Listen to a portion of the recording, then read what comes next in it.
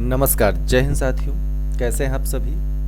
उम्मीद करते हैं खुश होंगे, मस्त होंगे और स्वस्थ होंगे।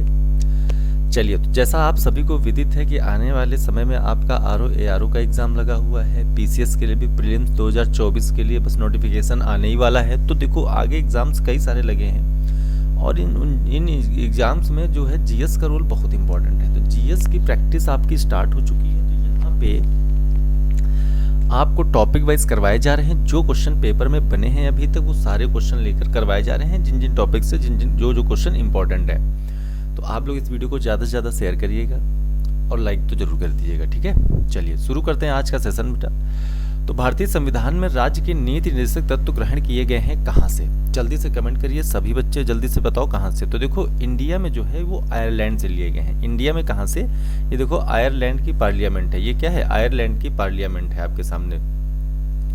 तो इंडिया में यहाँ से लिया गया है। आयरलैंड से कहाँ से लिया गया? इंडिया में आयरलैंड से लिया गया है, लेकिन आयरलैंड ने लिया है स्पेन से। कहाँ से? स्पेन से। तो देखो, ये स्पेन की पार्लियामेंट का फोटो लगा हुआ है। तो आप बिल्कुल याद रखिएगा। अगर आपसे और डीप में पूछ ले, मान लो पीसीएस में या आरओ में, तो आर्टिकल 45 है ना। आर्टिकल 45, स्पेन के आर्टिकल 45 से आयरलैंड ने लिया है, फिर आयरलैंड से हम लोगों ने लिया है। तो हमारा जो एग्जैक्ट आंसर बन जाएगा वो इस क्वेश्चन का क्या बन जाएगा? तो भारतीय संविधान में आयरलैंड से लिया गया है। तो b option is the right, ठीक है। तो यहाँ पे बताओ, तीनों पॉइंट समझ पाए?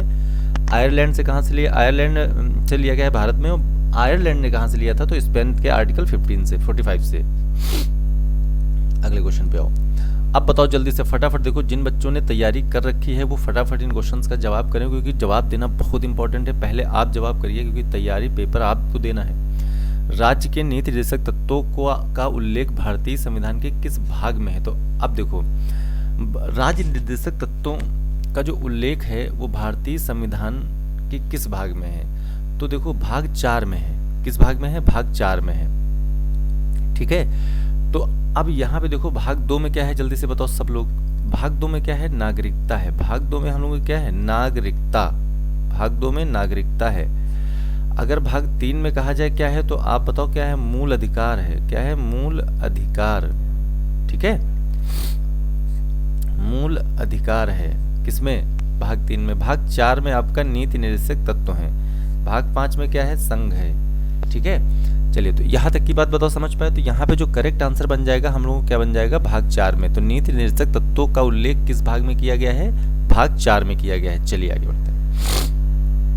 भारतीय संविधान के किस अनुच्छेद में राज्य के नीति निर्देशक तत्वों का उल्लेख है? सबको पता है, 36 से 51। इसीलिए देखो, हमने लगा भी दिया यहाँ पे। भारतीय संविधान के भाग 4 में अनुच्छेद 36 से 51 तक राज्य निर्देशक तत्वों की प्रमुख विशेषताएं निम्नलिखित हैं, ठीक है। अब इसमें बहुत सारी चीजें हैं, जैसे ये वाद्य योग ना बनाने के पीछे प्रमुख तर्क है इसमें, ठीक है। और बहुत सारी चीजें हैं कि ये न्यायालय द्वारा परिवर्तनीय नहीं होंगे। सारे इंपॉर्टेंट फैक्ट हैं, ये क्वेश्चन में पूछे जाते हैं। ये भी फैक्ट पूछा जाता है। ये गैर न्यायोचित हैं, ठीक है।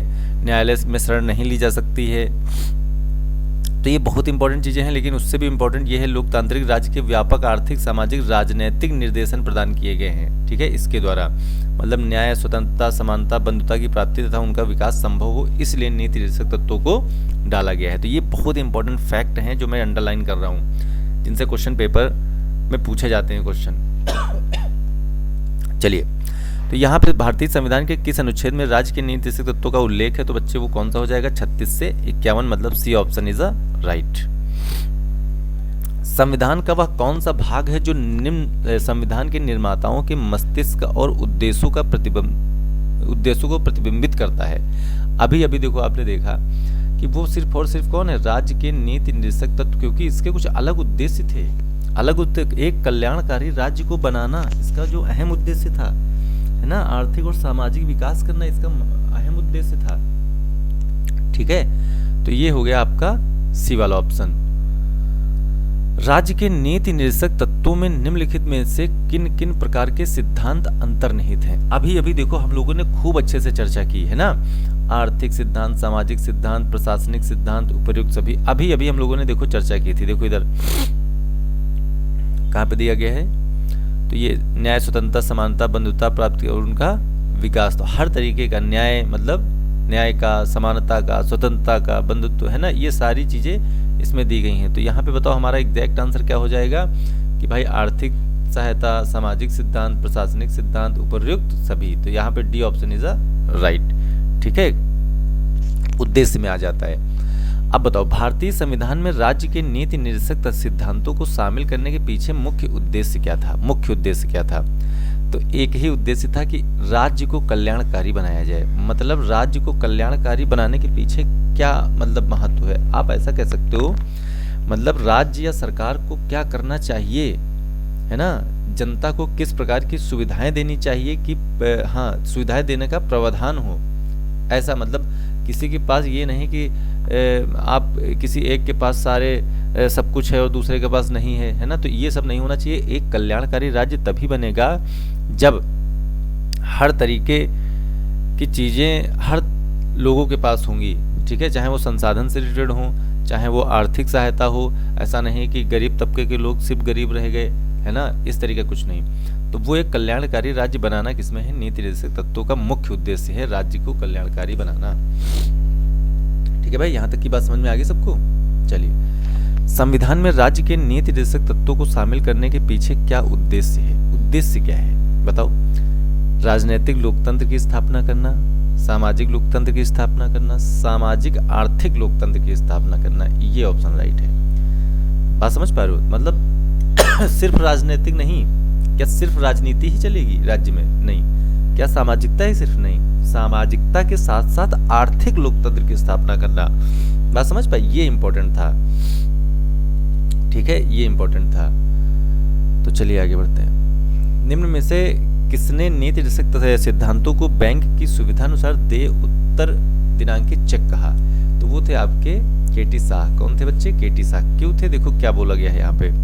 केटी शाह के अनुसार नीति निर्देशक तत्वों को अपवर्तनीय बनाकर, मतलब उनको न्यायालय में हम नहीं ले जा सकते कि भाई हमारे इस नीति निर्देशक तत्व का उल्लंघन हो रहा है तो न्यायालय के पास चले जाएं। ठीक है, तो ये प्रवर्तनीय नहीं है। ऊपर एक सकारात्मक दायित्व आरोपित करने का प्रयास किया गया है जिसके द्वारा एक अनावश्यक धोखाधड़ी का सृजन, मतलब हम राज्य को नहीं कह सकते कि आप ऐसा क्यों कर रहे हैं, है ना। तो ऐसे चेक के समान है जिससे बैंक अपनी सुविधा अनुसार अदा करेगा। तो इसमें राज्य भी देखो कभी कभी क्या होता है, अपनी सुविधाएं ढूंढता है। ठीक है, तो केटी शाह के अनुसार नीति निर्देशक तत्वों का प्रवर्तनीय होना आवश्यक था। मतलब केटी शाह ने कहा था कि इनका प्रवर्तनीय मतलब इनको न्यायालय में हम चुनौती दे सकते हैं कि अगर किसी भी नीति निर्देशक तत्व का हनन हो रहा है तो हम लोग क्या कर सकते हैं, न्यायालय जा सकते थे। लेकिन ऐसा है नहीं, क्योंकि ऐसा नहीं हुआ, जिसके फलस्वरूप राज्य नागरिकों के प्रति अधिक उत्तरदायी होते हैं। हाँ, जब भाई ऐसा जैसे होता है, मूल अधिकार में क्या है, मूल अधिकार को देखो, जो मूल अधिकार है हम आर्टिकल 32 के तहत, है ना, कहाँ सुप्रीम कोर्ट जा सकते हैं। अगर मेरे किसी आर्टिकल का हनन हो रहा है तो हम लोग आर्टिकल 32 के तहत सुप्रीम कोर्ट जा सकते हैं। ठीक है, 13 भी इसी के सापेक्ष में है ना, कि आपके किसी आर्टिकल का उल्लंघन न किया जाए। तो ये सारी चीज़ें मूल अधिकार में है। तो मूल अधिकार क्या है, वो प्रवर्तनीय है, न्यायालय द्वारा संरक्षित है कि आपका हनन नहीं हो सकता आर्टिकल मूल अधिकार का। लेकिन ऐसा कहाँ नहीं है, तो नीति निर्देशक तत्वों में नहीं है। ठीक है, तो केटी शाह ने कहा इनको चेक के समान तुलना की है। आगे बढ़ते हैं।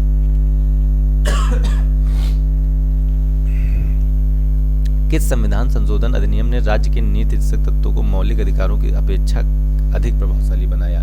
तो वो था 42वां संविधान संशोधन अधिनियम 1976 में। ठीक है, 42वें संविधान संशोधन 1976 में एक बिल पारित करके टकराव की दिशा में नीति निर्देशक तत्वों को मूल अधिकारों पर वरीयता प्रदान की थी। खत्म नहीं कर सकते या हटा नहीं सकते या उल्लंघन नहीं कर सकते मूल अधिकारों का, लेकिन एक प्रकार की वरीयता प्रदान कर दी थी। तो वो कौन सा संशोधन है? वो 42वां संशोधन अधिनियम 1976 है।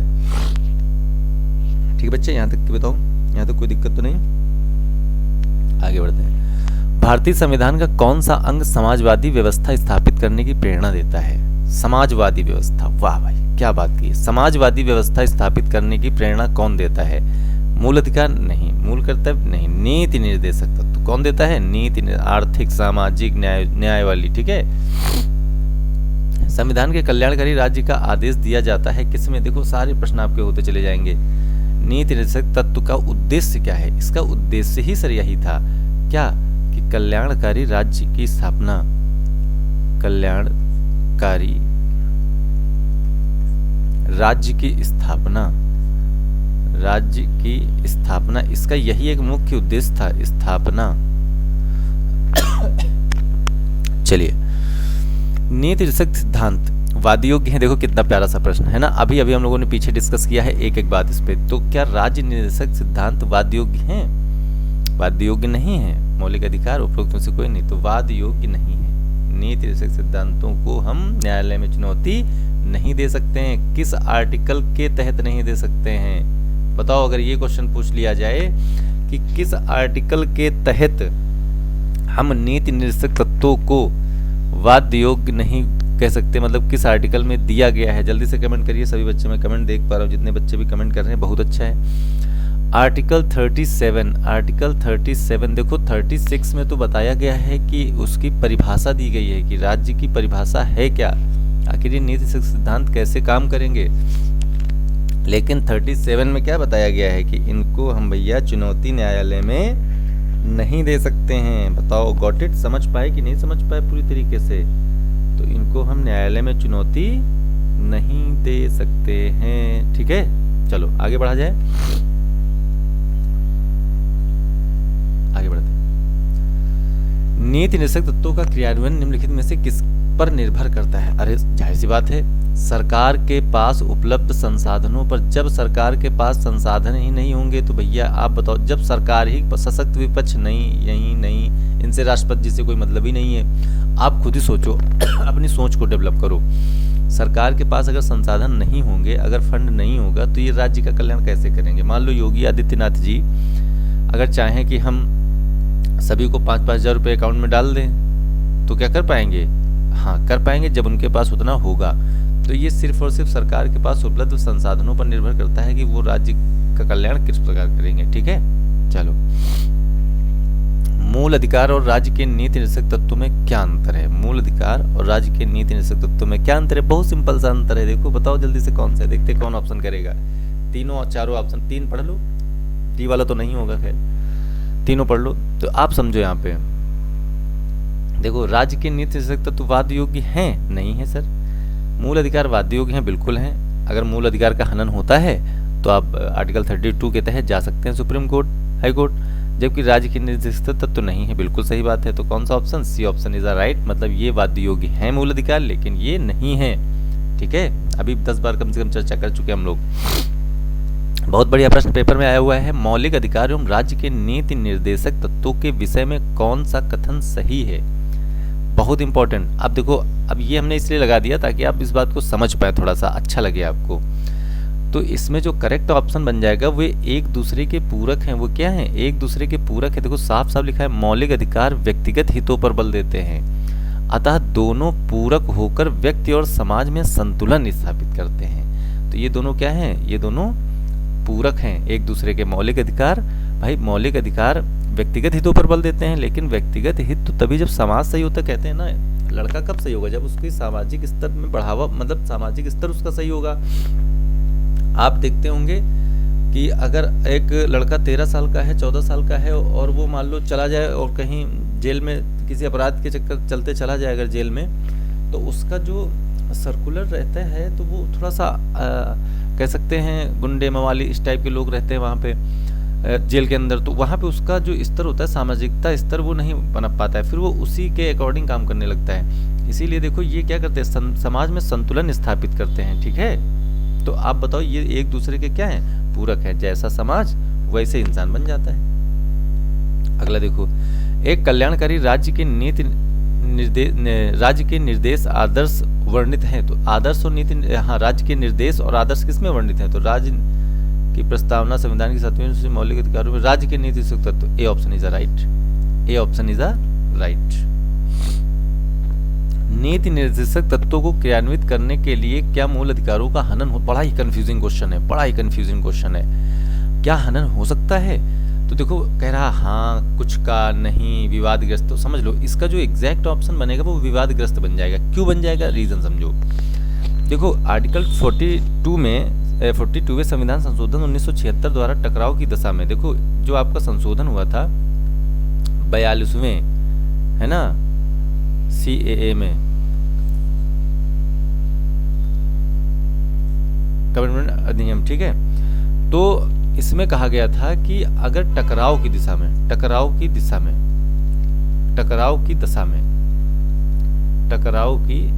में तो समझिएगा बात को पहले। तो इस पे क्या किया गया, नीति निर्देशक तत्वों को थोड़ा सा वरीयता प्रदान की गई थी, लेकिन ये भी है, ये विवादग्रस्त हो जाएगा, क्योंकि अगर मान लो आपके किसी, इसने हनन होने की बात की है, हनन होने की बात की है, अगर आपके किसी भी आर्टिकल का हनन हो रहा, अगर मान लो सरकार ने हनन किया, तो आप आर्टिकल 32 के तहत न्यायालय, क्योंकि न्यायालय से बढ़कर कुछ नहीं है, तो ये आपका विवादग्रस्त में आ जाएगा। ठीक है, ये आपका किस में आ जाएगा, विवादग्रस्त में आ जाएगा। अगला बताइए, भारत के संविधान में अंतर्राष्ट्रीय सुरक्षा को प्रोत्साहन देना सन्निहित है कि भाई बताओ, भारत के संविधान में अंतर्राष्ट्रीय सुरक्षा को प्रोत्साहन देना किसमें उसमें सन्निहित है, तो वो किसमें, राज्य के नीति निर्देशक तत्व में। आपने पढ़ा होगा आर्टिकल, याद रखिएगा आर्टिकल 51 है ना, जो आर्टिकल 51 है, भाई बताओ क्या कहता है, कोई बताएगा कमेंट में, जल्दी से बताओ आर्टिकल 51 क्या कहता है। कौन बताएगा। आर्टिकल 51 में बच्चा दिया गया है कि राज्य क्या कर सकता है, बताओ। अंतरराष्ट्रीय शांति को बढ़ावा देना, अंतरराष्ट्रीय विवादों को मध्यस्थ द्वारा सुलझाना, है ना, किस अनुच्छेद के तहत है ना, इसी अनुच्छेद के तहत तो भारत यूएनओ का सदस्य बना है ना, यूएनओ, इसी आर्टिकल के तहत तो भारत क्या यूएनओ का सदस्य है, बड़ी इंपॉर्टेंट बात है ये। ठीक है, तो आप समझो वो सब किसके अंतर्गत आता है, अंतरराष्ट्रीय सुरक्षा। तो आपसे इतना पूछेगा तो आप सिर्फ आर्टिकल 51 को बताइएगा। ठीक है, चलो। समान कार्य के लिए समान वेतन भारत के संविधान में सुनिश्चित है। राज्य के नीति निर्देशक तत्व के किसी भी व्यक्ति को, चाहे वो महिला हो, चाहे वो पुरुष हो, है ना, समान काम के लिए समान वेतन किस आर्टिकल में, जल्दी से बताइए किस आर्टिकल में, तो आर्टिकल 39 में दिया गया है, आर्टिकल 39। चलो बताओ, यहां तक की बात सबको समझ आ गई पूरी तरीके से, जल्दी से कमेंट करो भाई।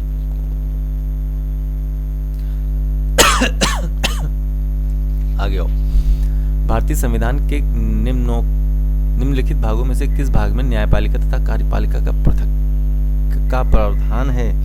अब देखो कितना भैया अच्छा क्वेश्चन। आप समझो, ये तो है राज्य के नीति निर्देशक सिद्धांत में दिया गया है कि भैया क्या, कि न्यायपालिका और कार्यपालिका दो अलग अलग चीजें हैं। तो न्यायपालिका अपना देखे और कार्यपालिका अपना देखे, दोनों एक दूसरे में इंटरफेयर नहीं करेंगे। लेकिन इसमें क्या है, हाँ, अलग अलग प्रावधान दिए गए हैं, अलग अलग आर्टिकल्स में दिया गया है। कार्यपालिका अगर कोई ऐसा बिल पारित कर दे जो सही नहीं लोगों के लिए, फिर वो न्यायपालिका जाता है, तो न्यायपालिका इस पर रोक लगा सकती है, इसको निरस्त कर सकती है। लेकिन इनके जो कार्य करने का ढंग है, मतलब वो कार्य करने का ढंग ऐसा नहीं कि इस पे ये कोई दबाव बनाए या इस पे ये दबाव बनाए, नहीं। तो कार्यपालिका सरकार बताओ कभी क्या इस पे दबाव बना सकती नहीं।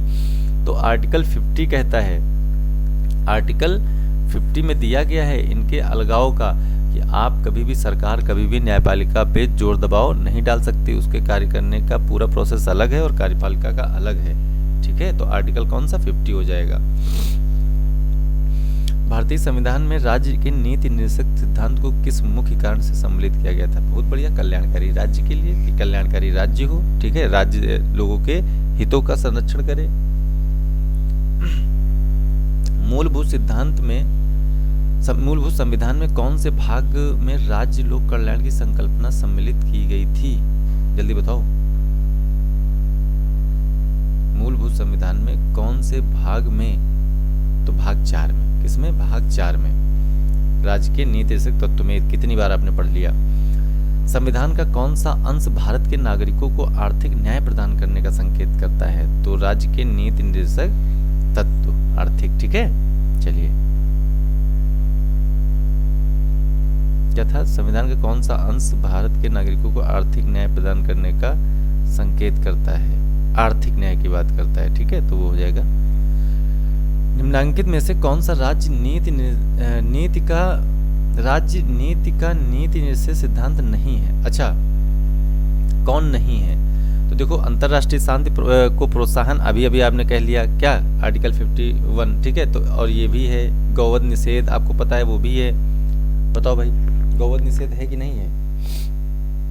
जी हाँ, गौवध निषेध किसमें है, ये भी आपका इसमें है, क्या, राज्य के नीति निर्देशक तत्वों में है। आपने आर्टिकल 48 पढ़ा होगा, 48 पढ़ा है ना, आर्टिकल 48 में दिया गया है, सुनो ध्यान से, आर्टिकल 48 में दिया गया है, कृषि एवं पशुपालन दिया गया है ना, इसमें किसी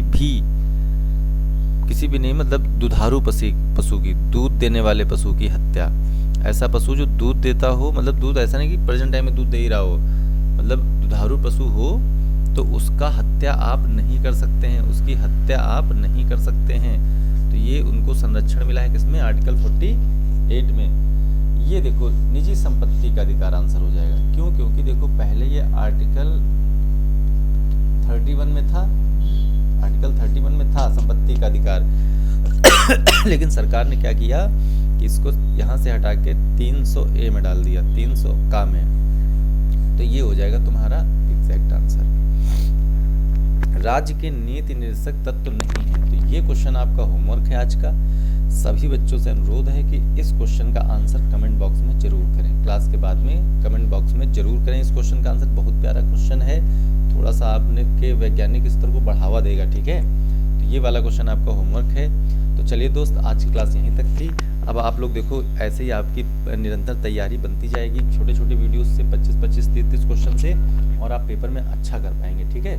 तो चलिए, अगर वीडियो पसंद आएगा तो वीडियो को लाइक करना, शेयर करना, एंड चैनल पर नए हो तो सब्सक्राइब कर लेना। चलिए दोस्त, मिलते हैं फिर अगली क्लास में। जय हिंद, जय भारत।